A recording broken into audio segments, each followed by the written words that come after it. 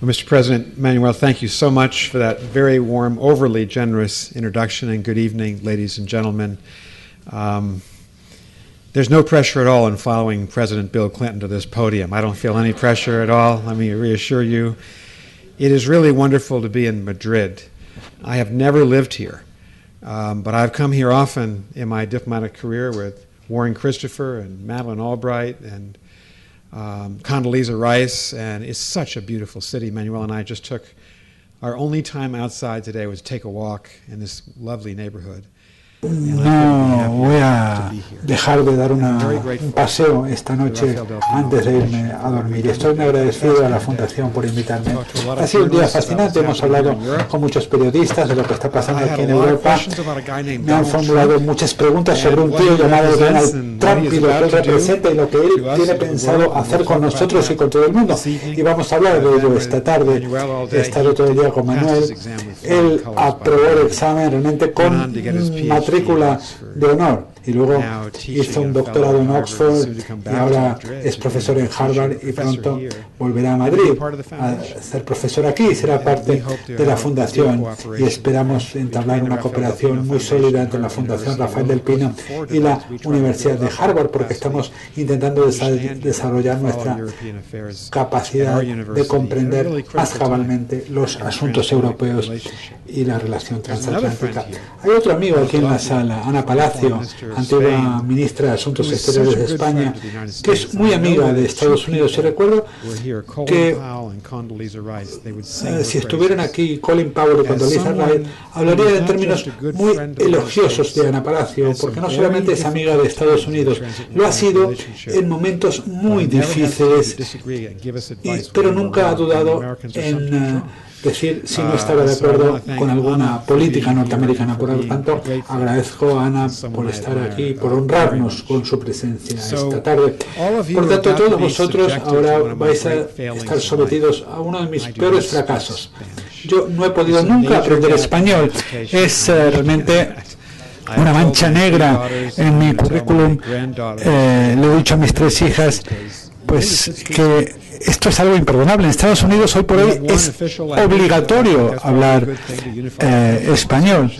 El español es importantísimo ahora mismo en Estados Unidos y cada vez lo es más, no solamente en Estados Unidos sino en todo el mundo, si pensamos en el poder que tiene ahora mismo Latinoamérica. Por lo tanto, me disculpo ante todos ustedes de que no pueda dirigirme a ustedes en su idioma, en español. Me van a tener que escuchar a través de la traducción simultánea, pero sí que me gustaría hablar de un tema difícil. Y Manuel y yo pues estábamos pensando de qué hablar. Pues creo que tenemos que hablar de la crisis de Occidente, y la crisis de Occidente tiene que ver con todos los desafíos a los que se enfrenta la Unión Europea actualmente, y tiene que ver también con la transformación extraordinaria que se está produciendo en Estados Unidos desde la gran recesión del 2008-2009, el hecho de que muchos americanos se han volcado hacia sí mismos, la pérdida de empleo en Estados Unidos y pues el surgimiento del populismo, que es algo que nunca habíamos visto en Estados Unidos. Y ahora este nuevo presidente, Donald Trump, que ha ganado unas elecciones brillantes. Yo estaba del otro lado, del otro lado de la campaña, no estaba de su lado. Yo apoyé a la secretaria Clinton y realmente me quedé muy desilusionado con el resultado de nuestra elección. Pero tengo que decirles que Donald Trump encontró una conexión con la psique de los estadounidenses que fue para él una fórmula ganadora. Y esta frase realmente es, esta frase de volver a hacer América grande, es una frase que realmente resuena mucho. Y hoy estábamos hablando de que justamente este tío, que es un magnate inmobiliario que nunca había estado en política, pues derrotó a 16 candidatos republicanos, incluido a un miembro de la dinastía Bush, y de pronto derrotó a la mujer más admirada de nuestra sociedad, Hillary Clinton, una persona que yo creo que todo el mundo estará de acuerdo que tenía todas las credenciales para ser presidenta, para ganar las elecciones. Realmente, pues nunca se ha visto una cosa igual en la historia de las elecciones estadounidenses. Por lo tanto, para todos nosotros, para las personas que apoyan o no apoyan a Trump, pues tiene muy claro que no hay que subestimar a este hombre porque ha sido muy efectivo en lo que ha conseguido en nuestro país. Pero quiero empezar con otro tema. Luego vamos a hablar de Donald Trump. Yo creo que los españoles, los europeos, los estadounidenses se enfrentan en 2017 a una de las agendas de política exterior más complejas de la historia. Y no puedo hablar por vosotros y por vuestra historia y de cómo vosotros pues ponéis a esta época en el contexto de la historia española, ¿no? En el contexto del retorno de España a la democracia, de la guerra civil española. Creo que para los estadounidenses sí que tenemos que remontarnos a el último gobierno de Franklin del año Roosevelt, que duró hasta 1945. Tenemos que remontarnos a esa época para encontrar una época en la cual los norteamericanos se sentían con un desafío tan importante.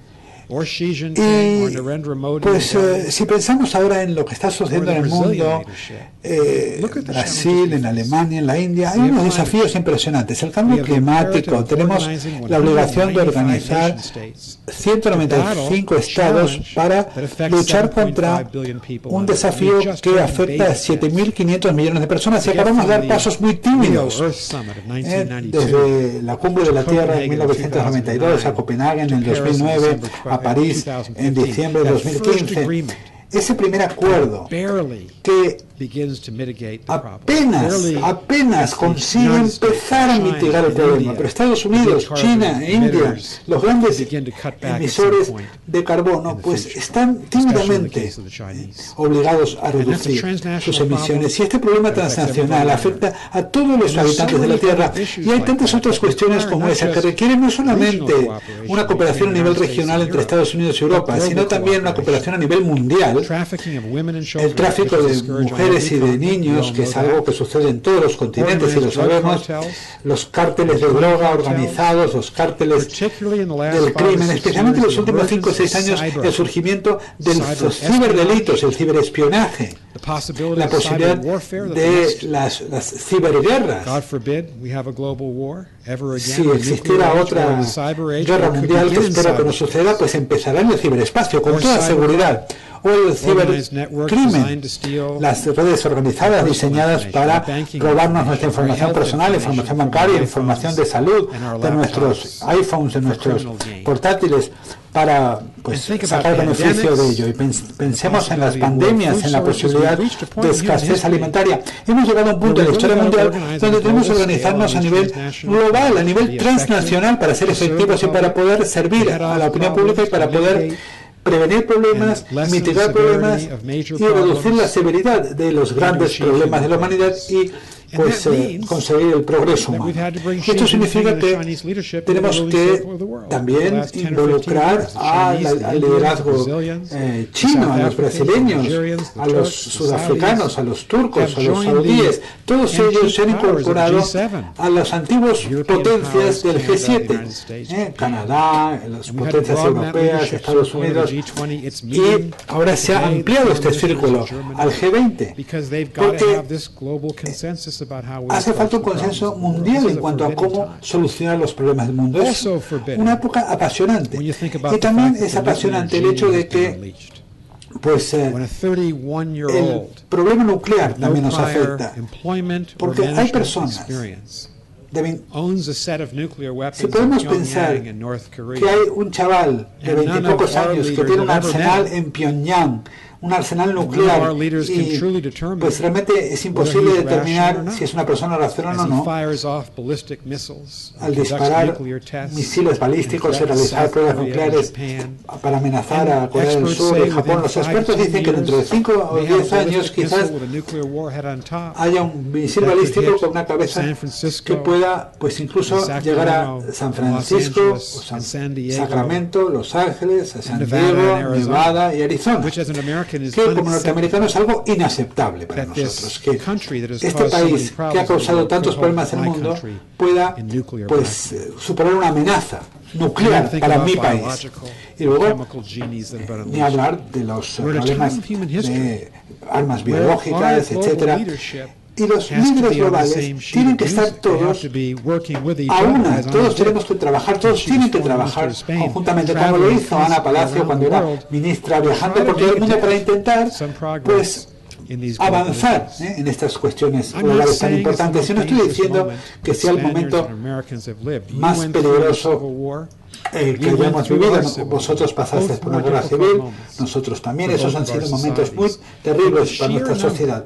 Pero la gran cantidad de problemas globales que requieren que nosotros seamos inteligentes y seamos previsores y nos organicemos y que seamos capaces de trabajar pues a través de barreras culturales, ideológicas, los chinos, los norteamericanos, los rusos, los alemanes, los sudafricanos, los nigerianos, pues esto es una tarea de liderazgo muy importante, no solamente para los líderes actuales, sino también para los chavales jóvenes que van a heredar el mundo de nosotros dentro de algunos años. Por lo tanto, ahí es donde quiero empezar.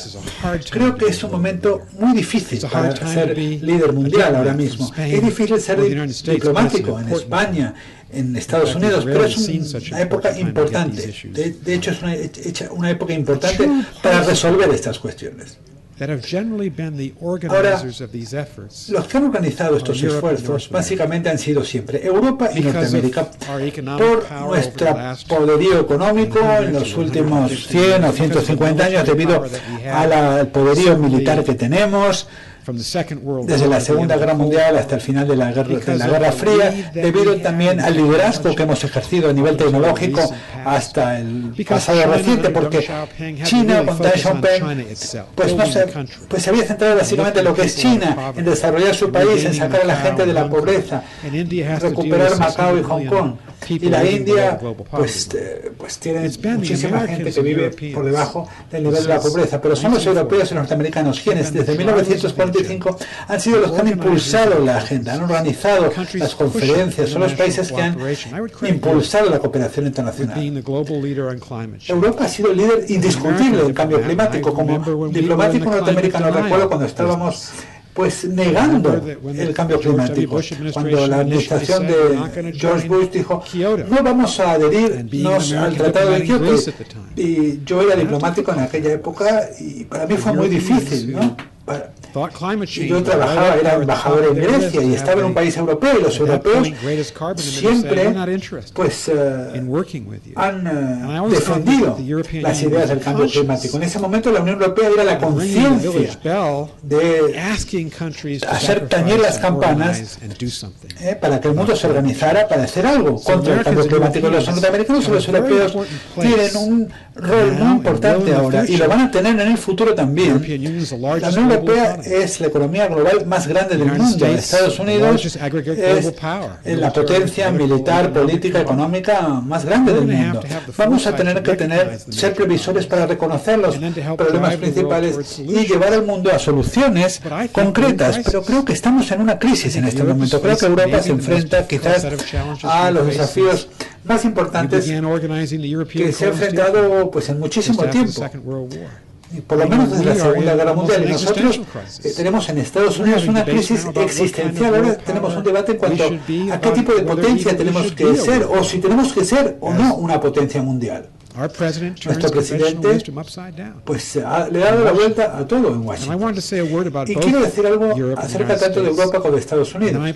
Y luego les prometo que voy a intentar terminar en una nota de esperanza, porque no quiero ser demasiado sombrío. Y luego, evidentemente, abriré un tono de preguntas porque quiero escuchar sus ideas. ¿Pero qué podemos decir de Europa? Pues yo he sido embajador durante muchos años en Europa. Antes había sido alumno de intercambio, luego también alumno de intercambio en Francia, embajador en Grecia. En gran parte de mi edad adulta la viví en Europa. Y sé que Europa ha avanzado muchísimo desde las cenizas de la Segunda Guerra Mundial, cuando la mayor parte de las economías principales habían quedado totalmente destruidas. pues 60 millones de muertos en todo el mundo, la mayor parte en este continente. Estados Unidos, un 15% del PIB en 1900, representaba un 15% del PIB en 1950 porque Europa estaba destruida, pero luego se ha producido una recuperación tremenda de todas las economías, el surgimiento de países que han pasado de un pasado autoritario como es Alemania y España para convertirse en países totalmente democráticos. Para mí, lo que ha sucedido en Europa ha sido prácticamente un milagro. Si pensamos en el populismo en los años 30, la desintegración de la Segunda Guerra Mundial, la catástrofe que supuso la Segunda Guerra Mundial, todos los desafíos de la posguerra, a las glorias de la Unión Europea, 500 millones de personas, el centro de justicia mundial, un nivel de vida increíble, los valores sociales que han unificado y han unido y cohesionado a los europeos. Y ahora todo esto se está viendo amenazado por el surgimiento del populismo de derechas. El señor Gilders, el político más popular de Holanda, Marine Le Pen, que hace poco se entrevistó con colaboradores del señor Trump, que tiene muchas posibilidades de convertirse en presidenta de Francia. Alternative for Deutschland, también un partido populista en Alemania que está avanzando muchísimo. Viktor Orbán, también un populista de tomo y lomo. Pues, y un partido como el Amanecer Dorado, que es fascista en Grecia. Pues Europa no se había enfrentado a nada parecido a esto desde los años 20 o 30. Y estas tres elecciones que se van a producir en Europa, en Holanda, en Francia, en Alemania, que son países importantísimos en 2017, van a ser realmente importantísimas y van a determinar el destino y el impulso que se dé a una unión cada vez más estrecha dentro de la Unión Europea.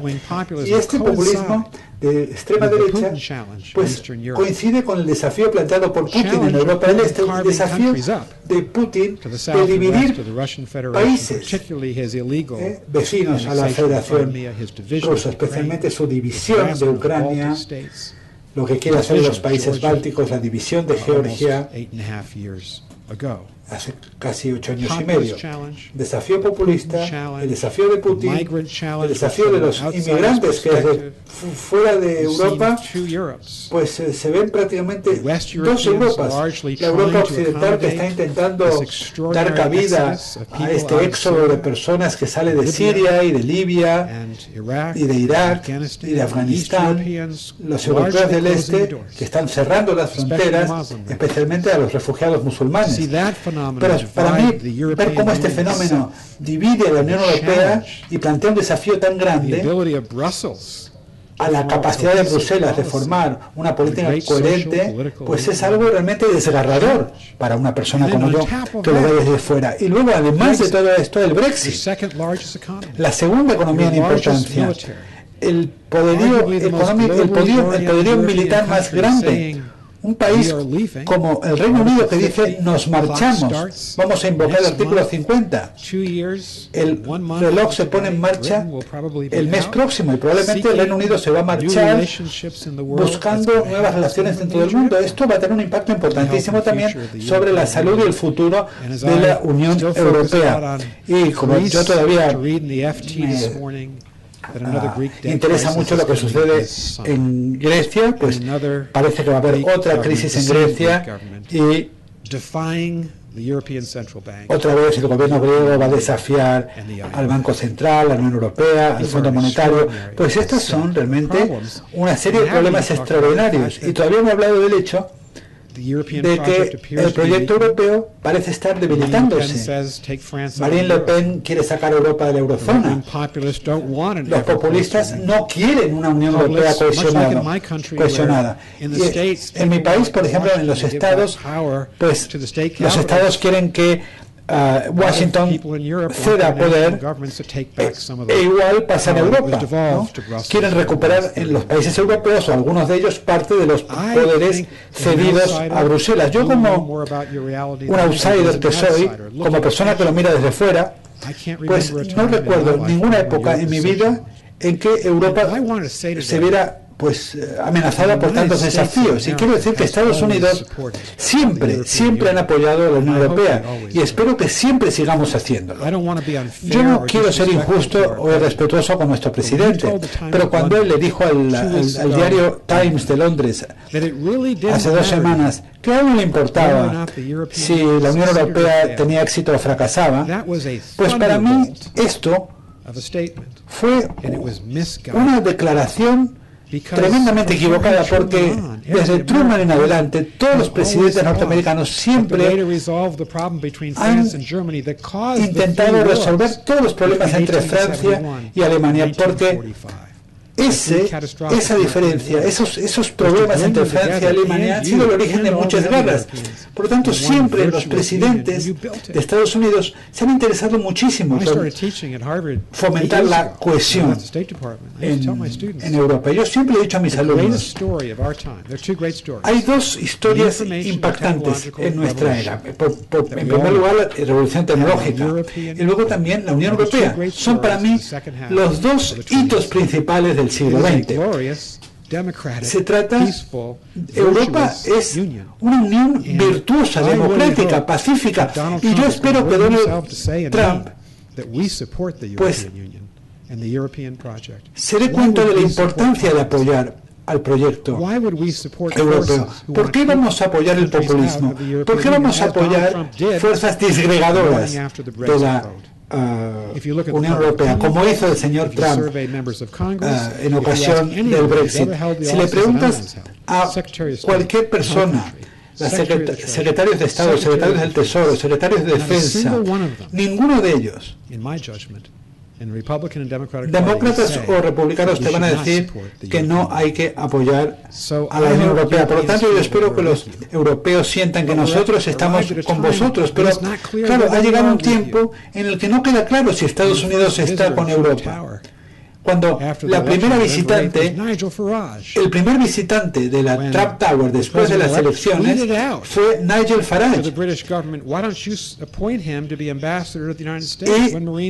Trump le mandó un tweet al gobierno británico sugiriéndoles que lo hicieran ministro de Asuntos Exteriores. O cuando Marine Le Pen visita al presidente en la Torre Trump. El señor Trump piensa que es una buena idea que los países abandonen la Unión Europea. Yo pienso que es un desastre, porque la Unión Europea es un garante de la estabilidad económica, política en Europa.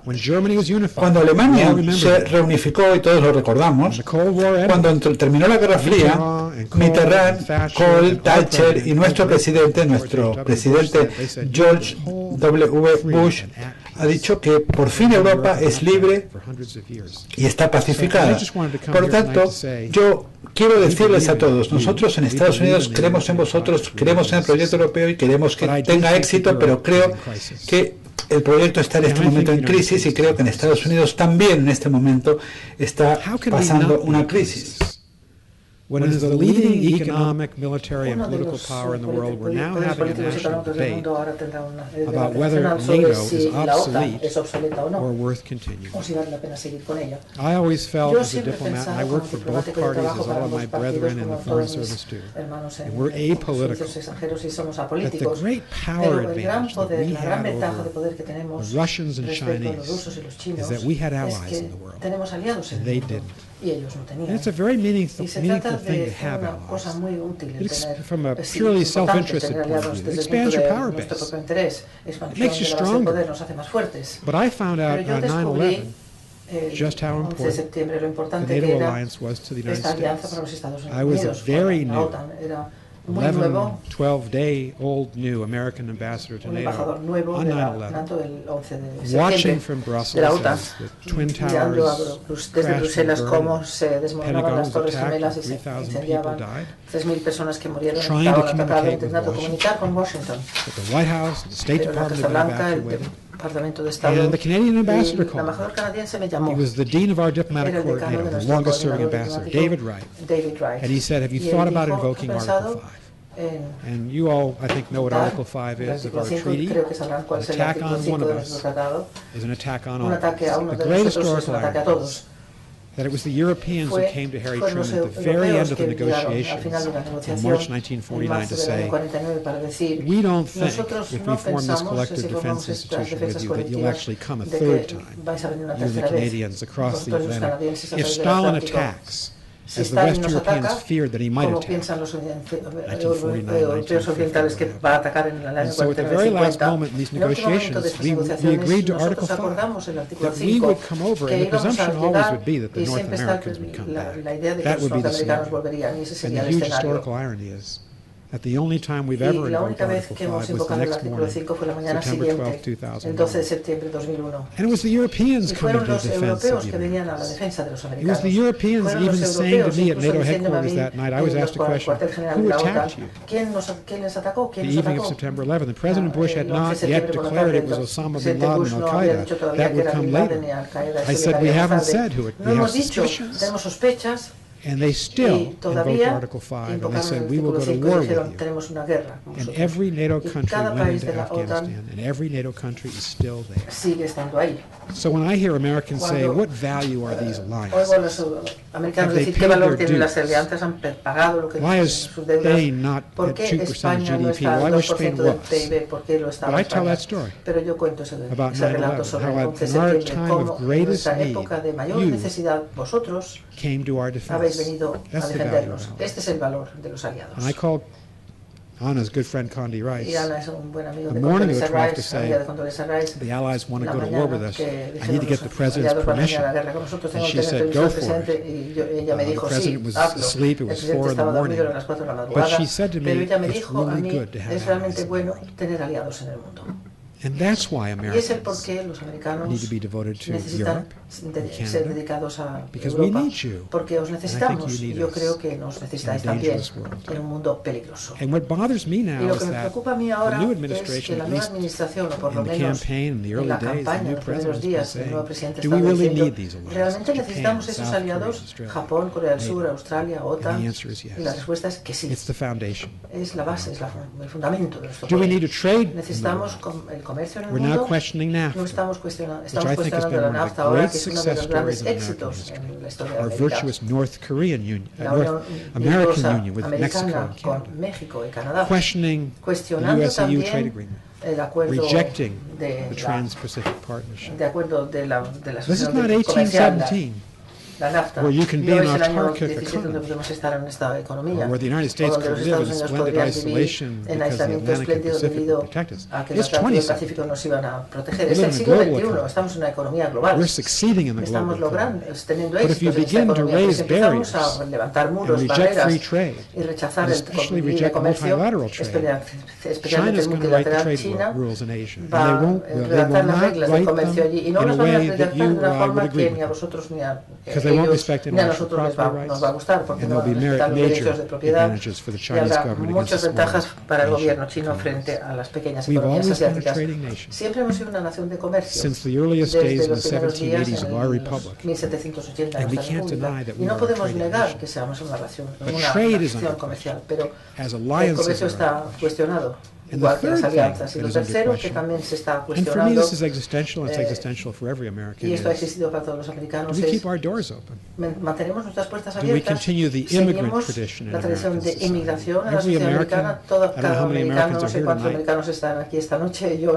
Okay, there are quite a number of Americans, quite a few. Every one of us has an immigrant story. It probably doesn't go back more than 2 or 3 generations. We all come from someplace else. In that case, 2 Irish grandparents. But everybody. And so now we're at a time when our president and others are saying, shut down the borders, significantly curtail immigration. President Obama wanted to take in 110,000 Americans. He wanted a successor to as immigrants in 2017. President Trump's proposal is 50. We've always taken in refugees. President Trump's proposal is we will take in no Syrian refugees, and we won't take refugees from 7 Muslim countries. It's a ban on Muslims. 50 And pero sí que vamos a acoger minorías cristianas, pero no los musulmanes. Y esto no tiene nada que ver con nuestra sociedad multirracial, multiétnica, etc. Eso es lo que la Estatua de la Libertad representa. It was all about immigration. Era todo respecto a inmigración y refugiados. My friend David Miliband, the former Foreign Secretary of the United Kingdom, now runs our largest American refugee organization in New York City. And David reminded me a couple of months ago, he said in every refugee crisis since World War II, the United States has taken half of the refugees of any particular crisis. The process is the United Nations issues an appeal. We have X number, 200,000, 50,000 refugees that need to be resettled from the Central African Republic, or Congo, or Lebanon, or Cyprus, or Syria. And the United States has generally taken half. Se ha encargado de la mitad. So what's happened ha acogido la mitad. with the Entonces, ¿qué ha ocurrido 5 million con los Syrian 5 millones de refugees refugiados sirios beyond Syrian borders? más And allá there's de 7 las million fronteras internally sirias y 7 millones homeless, internamente desplazados, es 5 decir, sin million hogar, beyond their 5 borders. millones que están ahí en las The United fronteras. States has taken Los Estados Unidos ha acogido a 12,500 12.500 refugiados sirios. As you Como have vosotros struggled to habéis accommodate luchado para well over acoger a 1 million mucho más de 1 Syrian millón de refugees, refugiados sirios mainly in en Europa, Western and sobre Northern todo Europe, en el norte de Europa y we en are Europa not Occidental. helping Nosotros no the estamos European ayudando a la Unión Europea for the first time por primera vez since desde el 1945. año 45. For the first time in the Por life of primera any of vez us en who've la been vida de cualquiera de practicing nosotros, diplomats or public officials. diplomáticos o funcionarios And I públicos. think Desde we begin entonces, to yo creo deny que the very empezamos a negar nature of the state, la naturaleza misma that del we are. Estado, que somos Open realmente state. un Estado abierto, not a fearful state. no un Estado temeroso.